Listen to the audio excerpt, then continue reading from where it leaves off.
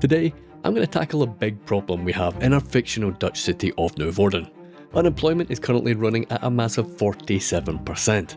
So I want to start on introducing some agricultural extractor industries. This will give our future manufacturing facilities some low-cost materials to work with and should, in theory, give them the best chance to thrive and be profitable. Now, vanilla farms in this game do not look good, and they certainly don't look Dutch. So to get this area up to a high standard, it's going to take a bit of planning, a few mods, and plenty of patience. I'll be converting a big island into a standalone polder, complete with irrigation, dikes, and even a few windmills. In the last episode, episode 9, I upgraded the road network with a compact urban interchange, expanded further the road, bike and pedestrian networks, added significantly higher density to residential and commercial properties, as well as tackling some issues with the school capacity, all while keeping the focus on the details and ensuring that we have a believable, street-level, Dutch-style streetscape. With things running pretty well in that area of the city, I need to take a short trip over the water and revisit the interchange network that we've had built in previous episodes. So we put down all the main interchange networks here on this side of the map. Really, we're not going to be adding a huge amount to this network other than taking, various parts of development on and off the highway. But one thing, and a bit of detailing obviously still needs to be done as well, we've just really got the networks here. But one thing that needs to be addressed is that I just didn't finish the big stack one in the middle, so I need to go back there and actually get it sorted. We're missing 3 right turns, believe it or not. What an absolute amateur mistake. So all I'm really going to do is just hook them up. Now, this isn't really quite going in right, so we'll come back and we'll sort this out in a minute. But yeah, I'm not too sure what happened there. I don't know if I got distracted or what was going on, but yeah, completely incomplete, so to speak, so easy enough to get it fixed. Now, I will admit I was a little bit disappointed that the Sims were not using the tunnel entrance in our financial district. Currently, we still have 4 entrances into the city, and I thought by building this interchange and readjusting some of the highway, making things a little bit more compact and bringing the highway in a little bit closer to the actual main city island itself, that the Sims would start taking a few alternative routes rather than all going in the one entrance, the original one that we built out. But the good news is, once we get this sorted, and you'll see it in just a minute, they do in fact start distributing into the city a little bit better. Now, this is of course the very first video of the year. I hope everybody watching had a great holiday, great Christmas if you celebrate it, great New Year if you celebrate that as well. I certainly did. It was nice to get a couple of weeks off and sort of recharge the batteries, and I just want to say a huge thank you to everybody who supported the channel over the year. We get people here that have supported for nearly 2 years. New guys coming in over the holidays as well. So to everybody who supported one way or the other, truly grateful and humbled. Thank you so much, guys. So as you've seen from this one, I had to actually just take one of the ramps out and redraw it a little bit further down the road network. The reason for that was that I was essentially going to be bypassing one of the exits, so it was really necessary just to redo it, and I think we've got just enough space there. It might be a little bit of a squeeze, so we'll see how things are when they're running. But as you can see on the top left hand, you'll see that the traffic now is able to go left there onto the main interchange, and that means that they are going to be taking this entrance rather than adding additional traffic into the other one that's already super busy. The other thing I wanted to do was just quickly revisit some of the bus routes that we had. Now, we only had one local bus route running just for the sake of just getting the bus running more than anything else. So I'm going to rip that out and I'm going to replace it with a regional bus service. So I'm going to be doing external connections. I've got 3 road external connections. I'm going to get them all hooked up, and I'm going to use a brand new asset to add a little bit of colour in here as well. I think eventually what I'm going to have to do as the city grows a little bit bigger, and especially as we're growing across the water as well, is really just to use the buses as an alternative transport method. Make them all nice and cheap, really. I'm going to bring the pricing down to just a pound or $1 or whatever it is there, and really just try and encourage usage of it. But for now, I'm just going to stick with the 3 external connections. Now, I'll be glad when we get custom assets for the trains, because recolouring these trains is a pain in my hoop. I am completely done with it. But have a look at this bus asset from Maestro. This is the Flexibus. Now, Flexibus, I think, is a German company, if I remember correctly, but they are international. So I think having these, or having this brand really as a gateway to our external networks, our external connections, is a pretty good fit. And as you can see, it's pretty busy. There is some fairly healthy demand for these buses. They are tending to queue up here, so I've got a little bit of work to do in terms of giving them a clear run out of this particular road. The last couple of bits and pieces I wanted to do is just add an extra little bit of parking. This might work out temporary parking for just now, but the underground parking assets that we've got in PDX mods are really useful, I must admit. And the nice thing about them is they just take up such a small footprint, and I think they'll take up to like 200 vehicles if I remember correctly as well. So quite a few to choose from.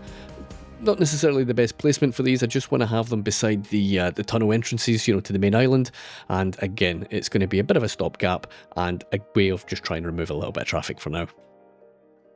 So let's get on to the main event here. We're going to be doing some development on this island, and no, not this island, this island. It is connected in sorts with that tram line that's running out towards what will be, some of our suburb and industrial area. But more than anything else, it's going to give us a real self-contained unit almost that I can kind of work on. That is a big area. That's a fair chunk of land, fair chunk of real estate that we have to work on today. But I did want to try and really just get the whole thing done in one go if I possibly could. So a bit of a challenge getting it done in one day, but we did just about manage. Now I think this is going to start being a bit of a recurring theme playing City Skylines 2, getting distracted by some absolute banger assets that we have on the workshop, that we have on PDX mods. This is an absolute beaut, isn't it? My goodness me. I thought it was just a prop, I didn't realise it was actually going to be sailing in the city as well. So some more of this kind of quality stuff I would love to see. Absolutely superb. So back onto the island, first thing I wanted to do was really just bring the height down. You kind of notice that there was actually a fair bit of distance between the water and the lip of the land, and realistically for what I want to do here, that is just not going to work. Now I am going to do a little bit of terraforming later on, really just around the borders. I'm going to create a little bit of a dike network, but we'll get back to that once we've kind of put down the agricultural stuff first.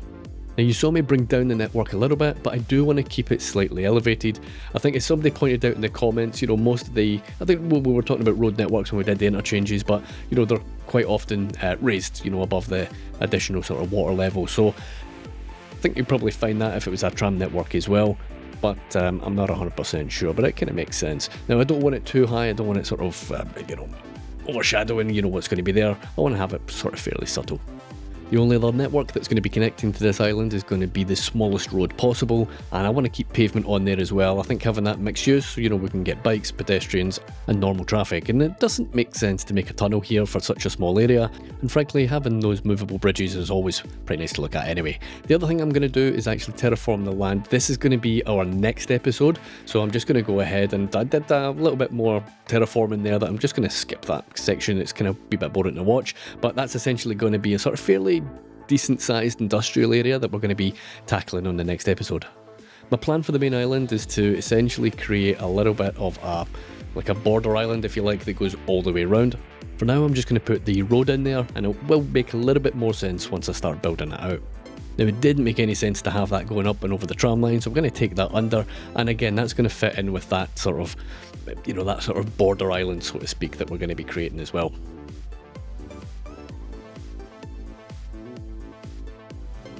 Now somehow that bridge went in a little bit jagged. I don't think I had anarchy on when I did it, so I don't know what's going on. We'll just move it. We'll try and straighten things up a little bit, tidy things up somewhat, and I want to go for a slightly different road on this side, and rather than going under, it looked a little bit tight, I'm going to take the longer route round. In terms of the road layout, super simple. When we have a look at these areas on Google Maps, there is not a super complicated road network. They're really straightforward, lots of straight lines, quite efficient as you would probably expect. Now these don't tend to be dirt roads or anything like that, and kind of having a look at the actual gravel road, which is the asset, the network that we're using in the game, it actually was a pretty good fit. So although we're going to get heavy with some of the detail and stuff a wee bit later on, we're not actually going to be touching those roads. I was really happy with the effect that we got just vanilla. Now one thing that we will definitely not be doing vanilla is the actual farmland itself, and it's going to be quite different than what you would normally get without mods. First thing I wanted to do is just pick placement for the actual buildings themselves.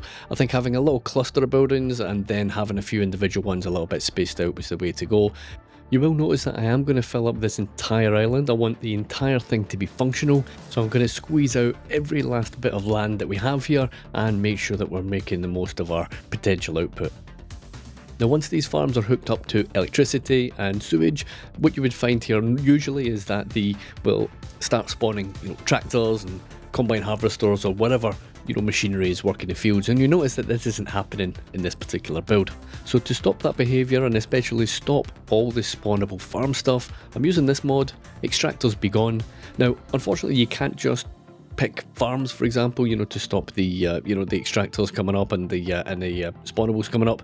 It will stop everything. So if you have mining, if you have fishing, or whatever it is it might be, they will all stop spawning their particular props. I don't think that's too big of a deal, but if you are using the fishing DLC, you're gonna want to see your fishing boats, really, aren't you? So in this build, I'm going to use all the farming stuff, livestock and whatnot, and I'm also going to be using the cotton one as well. And it was really important to use that particular mod and stop that spawnable stuff coming out. We're going to have lots of little islands dotted around the place. They're all going to be individually separated by their own waterway, and seeing big machinery, tractors and all that kind of stuff just ploughing over the little waterways, it just didn't look good at all, and it really killed the immersion for me anyway. So you'll see it in action a little bit later on, but I think you're going to agree it's a worthwhile add. The additional buildings that I want to add is just put in a little bit of storage here as well for agriculture. Kind of makes sense. We're going to have the the extractors right there. Any excess stock and whatnot, or that can just basically be stored in the warehouses next door, and then hopefully they shouldn't have too long to travel to get to their industrial area after that.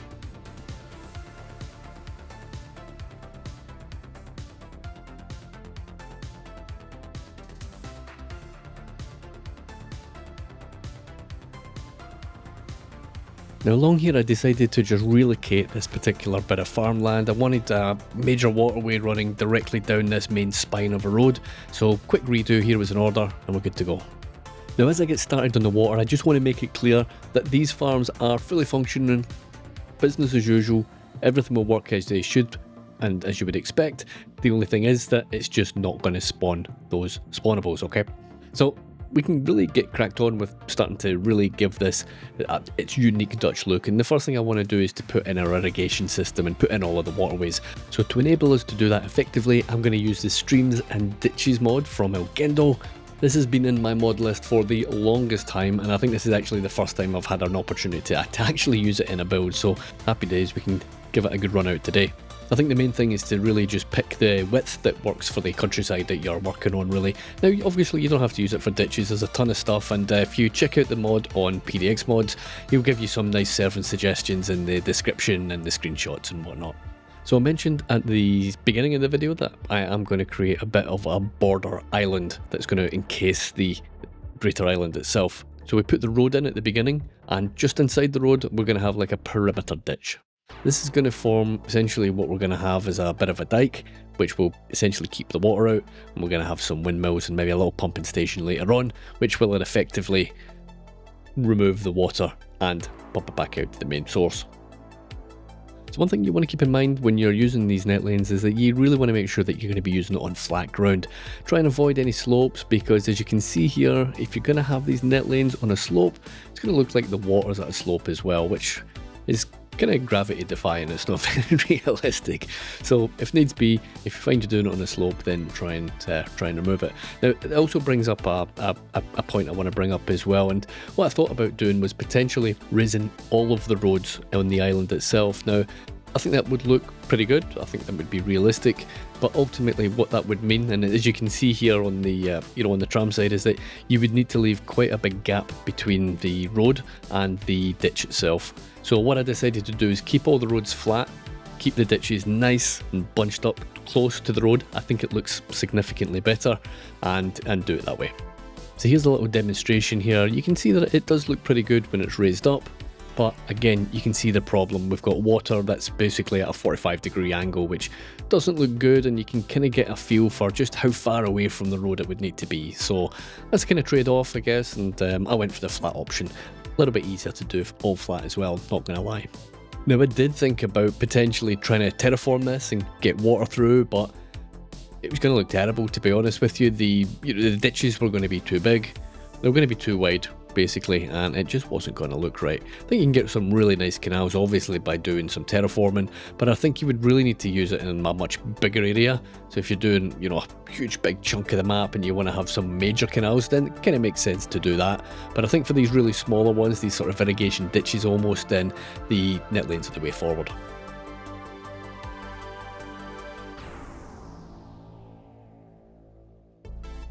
You're going to notice as I'm building out the network of irrigation ditches that I am taking a little bit of extra time to actually do each connection as well. So where we've got any sort of angle, connection, all I'm doing is I'm adding a few extra ones around and essentially just widening them out at the corner.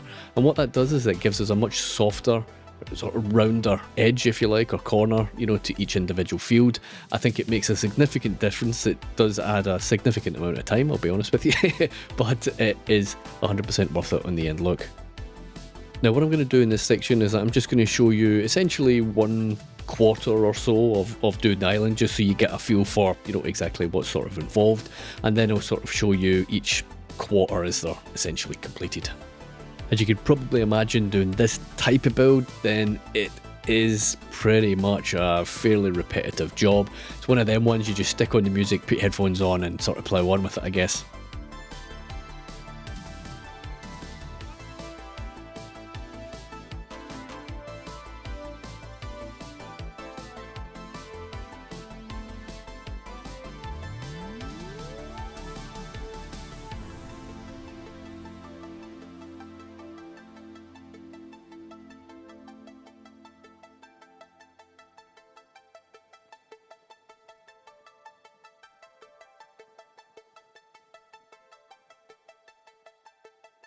So that's going to be it pretty much for the waterways. Not going to show you guys any more of it. I think by now you've kind of got an idea of what I'm doing, but at least that first big section is pretty much done in terms of how I want the layout to look, and I'm really happy with that. I think it looks really good. So it's time now to add the surfaces. For this I'm going to use a couple of different mods. I'm going to use the farming surfaces and decals by the Broman, as well as the terrain surfaces pack by Gaga. Now there's a great variation in the farming pack. You get a ton to choose from. Maybe too many to choose from. It's a fairly large pack, but I'm not complaining. And Gaga's surface pack, use that plenty for different parts of the city, but specifically for the farming side of things, I think it gives us a few brighter green options as well, which is a really nice contrast to some of the ones in the farming pack. So you will notice in the farming pack more specifically that you can dictate the rotation or the orientation of the pattern in the surface. This is the same with all surfaces. It's not unique, to the farming one, but in that particular pack, you really want to make sure that the surfaces are pointing the right way. So in a long, elongated, rectangular shape like that, you would want the lines running along the long edge of the particular shape or the field. So the only thing you need to remember is that the lines will run perpendicular from your starting surface direction, which basically means that you draw the first line out and the lines will run 90 degrees off that first line that you've drawn. So once you've got that round your head, it's pretty straightforward from then on. That said, it can be a little bit tricky to get it right first time. You might need to kind of redo it, and I've certainly redone it more than once. I'm not ashamed to say. Area bucket replacer tool here is massive. Once you have the shapes put in place, you can sit there and chop and change and put wherever you want. As you can see, I want to try and get a little bit of contrast. I want some darks in there. I want some brighter ones in. I'm going to take advantage of the more colourful ones. We're going to get some of the reds and the blues and a bit of yellow in there as well. I like to think that that's going to be a bit of, like flower fields and whatnot. Dutch agriculture, pretty famous for that, of course, exporting flowers. Around each of the farms I am going to give a little bit more vegetation just to break things up a little bit, and then of course I'm going to change some of the surfaces on there. At the end of the video we'll add some decals. Not going to go too mad, but I would like to make each individual farm look a little bit more unique, and decals way forward for that one. I'm not going to go too mad with the vegetation. Having a look on Google Maps, there's not much in the way of hedgerows. There's very little in the way of fences. We've removed them already, and of course you don't need the fences if you've got the waterway as a border essentially. And really the only major vegetation that I tend to find when I'm having a look is really in and about the small holdings and buildings and farms and whatnot. So that's what I'm going to do here. Usual vegetation for me anyway, oaks, apple trees, and that's pretty much it. Not going to go too wild on that.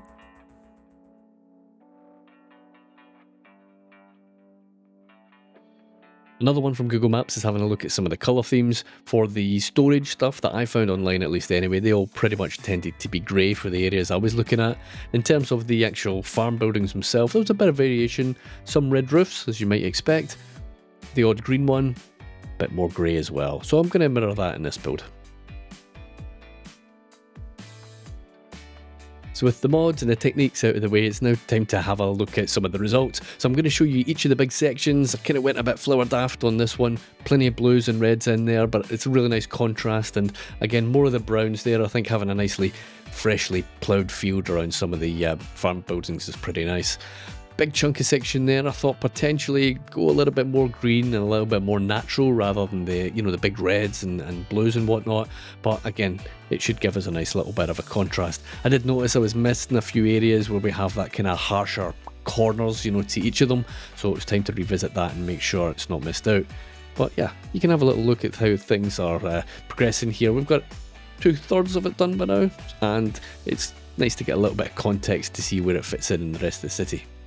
This view here shows the other half, or the other third if you like, that was still outstanding. It shows its entirety, how I've done the waterways. Again, a little bit of variation. I wanted to change some of the orientation, especially up the top again, just to kind of break it up a little bit more visually. And again, it's stuff that you would see on Google Maps as well. And I think it's looking like it's gonna be looking really nice once we've got the rest of the colouring in, so to speak, done with the surfaces. So let's take a look at that now.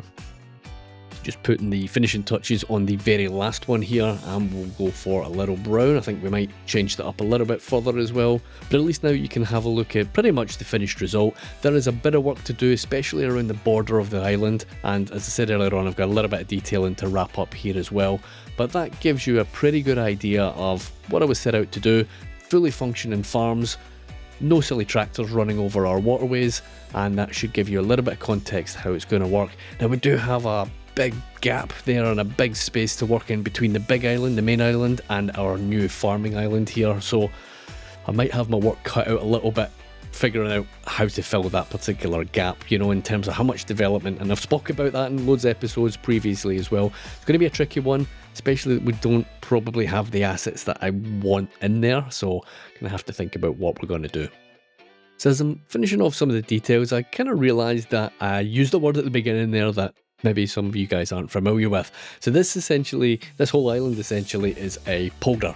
So it's a low-lying tract of land that forms an artificial hydrological entity enclosed by embankments known as dikes. That is straight off Wikipedia, so it's got to be true. So on this type of land, it's got to essentially be drained, at all times. It's pretty prone to flooding, and the way that we're going to be removing the water, and keeping it drained, is that we are going to be adding some windmills, and I'm going to have a more contemporary pumping station, as well. Now obviously there's no additional mechanics at play, during this. We don't actually have real water that we're pumping out of our polder, but we are certainly going to make sure that it looks like there is. So I might take the basis of this potentially and convert some of the other islands on it, but again, I'm not 100% sure. I'm not sure if it would work because it's a really big waterway, and it's a really sort of narrow island we have between this island and the main one. But shout out to you guys, for all the comments, suggestions and ideas. They are basically all screenshotted and kept, and then I can't find them to put you on screen to give you a shout out. But keep them coming, please, regardless. And somebody, at least one of you, suggested doing polders as well. So I think we'll be making a bit more of this later down the line. Now it's nice to see these little animations and people using benches these days now as well. Pretty good little addition to the game, isn't it? Right, now onto the dikes, and the dikes are basically just big barriers that are keeping the water out, right? So all I'm going to do is I'm going to basically trace the outside of the island, and we're just going to keep the distance just equal around the road itself. This should give us a couple of contour lines fairly consistently right the way around the island, and that will give us a little bit of a lip, and that should be pretty effective on keeping the water out.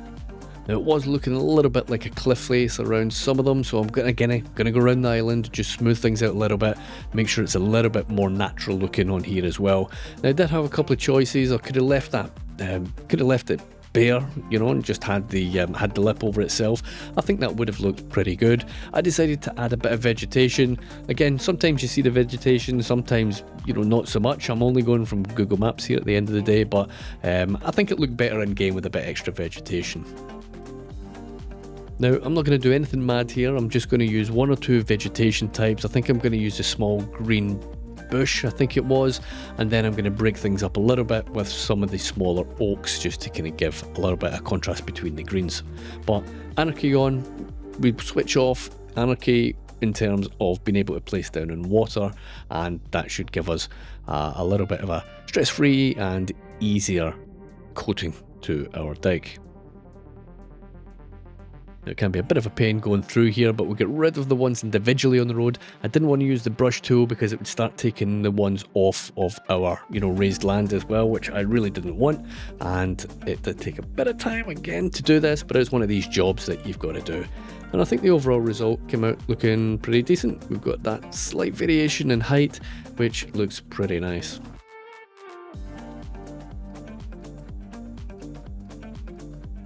One thing I wanted to do is just go around anywhere where I've put down any sort of decals and any sort of props, and we're just going to put the component lock on, so anarchy lock on, and also the height lock as well. I've noticed that I'm pretty sure height lock used to be on when you place props and stuff down, by default. But I've noticed that a lot of times now the default is that the lock is not on. So I don't know if I need to change a setting there, or if something's changed, or I've just got that in my head for some reason and I'm completely wrong, but I'm sure that didn't used to be the case. For our traditional Dutch windmills, I'm going to have them obviously beside the water. These things would be used to basically pump water out of our polder and make sure that the place doesn't flood. So I want to have a little network of them, make sure that we've got plenty to use here. What I did do initially was to actually place the thing right on the main road. Now that main road of course doesn't take into account the raised elevation that we've just spent so long doing. So what I decided to do is just delete them individually, raise back up the element there and bring a little bit of a butt into the water, and basically place them onto that new road at a slightly higher elevation.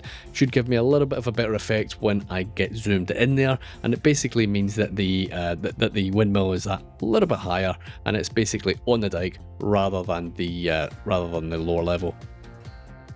Now that's not necessarily for any operational reasons, it's just that I think it looks a little bit better and I can't help myself and I have to keep changing things. But yeah, I think it was worthwhile. We get the surfaces sorted, and I think that's looking fairly good so far. A couple of finishing touches here along the tram. I am just going to give it a sunken oak. I'm going to bring that down about 6 or 7 meters, sink it into the ground, and we get a nice little varied hedgerow essentially along the tram line. Around the back of the island, this is going to be our modern pumping station. That is just a little 2x2 basic industrial manufacturing asset. Gives me an excuse to get a bit of industry in here, but I definitely think that it is a modern pumping station, and whether or not the windmills are actually doing anything, I'll leave that into your interpretation. Perhaps they can be a backup if they're still working, functionally, perhaps not, who knows. I reckon, overall, this has been a nice addition to the overall cityscape. The chances of doing the whole map like this, however, is virtually zero. This was a long, full day building, and it's not feasible to, frankly, spend the rest of my life doing this on this map. In addition to that, at times there's a noticeable performance drop when we're scanning over the build area. I guess it's all the netlanes rendering, so doing this everywhere, perhaps might not be the best idea. It does, however, give me a few ideas for building outside of the main building zones, and that will act as something as a border out towards the edge of the map. So something that perhaps is a little bit less time intensive and perhaps performance intensive as well. For reviewing the build at the end, I reckon I could have done with maybe a few more gates at individual farm level and maybe a bit more connectivity between the individual fields, but that's all pretty much minor stuff. The most important thing today was providing some local raw materials for industry, and we've done exactly that. Next up, there'll be a push to increase jobs and really take a chunk out of that unemployment number. Work is underway on that already. You'll be pleased to hear that the infrastructure is complete on that area and the land is ready for building on and getting businesses active. I reckon traffic is going to yet again be an issue, but that'll be a problem for another day. So this has been episode 10 of Noevorden. If you want to watch the series from the beginning, check out episode 1 right here.